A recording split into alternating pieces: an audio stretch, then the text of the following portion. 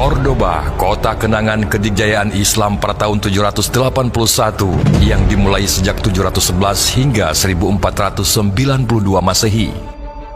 Sejak runtuhnya Daulah Umayyah II di Andalusia pada tahun 1031 Masehi, umat Muslim yang ada di Andalusia mulai terpecah belah dan membentuk 33 kerajaan-kerajaan kecil yang disebut taifah.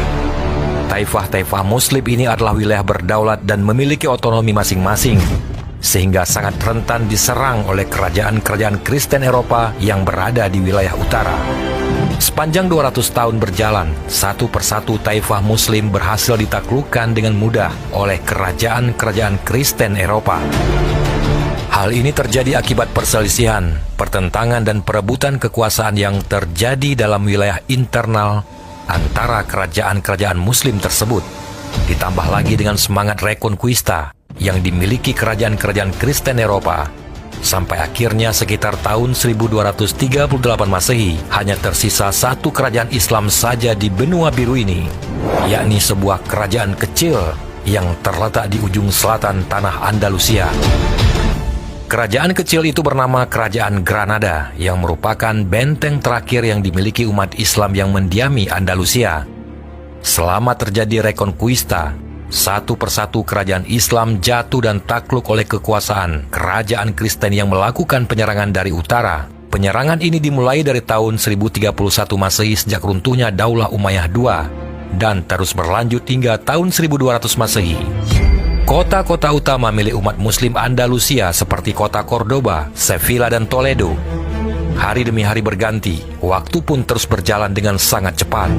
Hingga pada tahun 1236 Masehi, pasukan kerajaan Kristen Castile telah sampai di ujung perbatasan wilayah Granada. Namun pada saat itu, Granada berhasil menghindarkan diri dari penaklukan kerajaan-kerajaan Kristen Eropa. Hal ini terjadi karena Sultan Granada Muhammad I bersedia bersekutu dengan Raja Fernando III dari Castile untuk merebut kota Cordoba dari tangan Bani Hud. Dan sejak saat itulah kerajaan Granada bersedia menjadi vasal kerajaan Castile.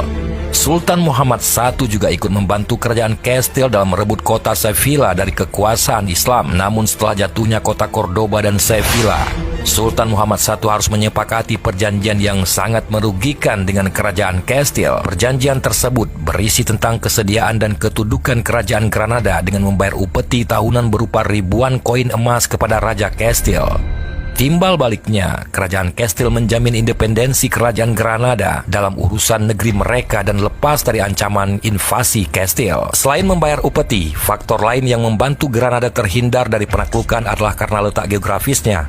Kerajaan Granada adalah sebuah kerajaan yang terletak di kaki pegunungan Sierra Nevada, yang menjadi benteng alami dalam melindungi kerajaan Granada dari invasi pihak-pihak luar. Selama lebih dari 250 tahun, Granada tetap tunduk kepada Castile dengan membayar upeti yang jumlahnya sangat banyak. Walaupun Granada sudah membayar upeti dengan jumlah yang sangat besar, tetapi tetap saja wilayah kerajaan Granada dikelilingi oleh kerajaan-kerajaan Kristen yang sangat tidak bersahabat. Kini Granada tidak lagi merasa aman dari ancaman perang dan penaklukan. Hingga akhirnya pada tahun 1469 Masehi, surat takdir tentang keruntuhan Granada pun dimulai. Raja Ferdinand II dari Aragon menikah dengan Putri Isabella dari Castile. Pernikahan ini menyatukan dua kerajaan terkuat di semenanjung Liberia. Mereka berdua merajut cita-cita yang satu, yaitu menaklukkan Granada dan menghapus jejak-jejak Islam dari benua biru untuk selama-lamanya. Tahun 1482, pertempuran antara kerajaan Kristen Castile dan Aragon melawan Emirat Granada pun dimulai. Sejak perang dimulai pada pertengahan tahun 1482 Masehi, pasukan gabungan Kristen berhasil merebut Alhama, sebuah wilayah pesisir kerajaan Granada. Sejak serangan pertama ke Alhama, perang Granada terus berlangsung hingga keruntuhan kerajaan Granada.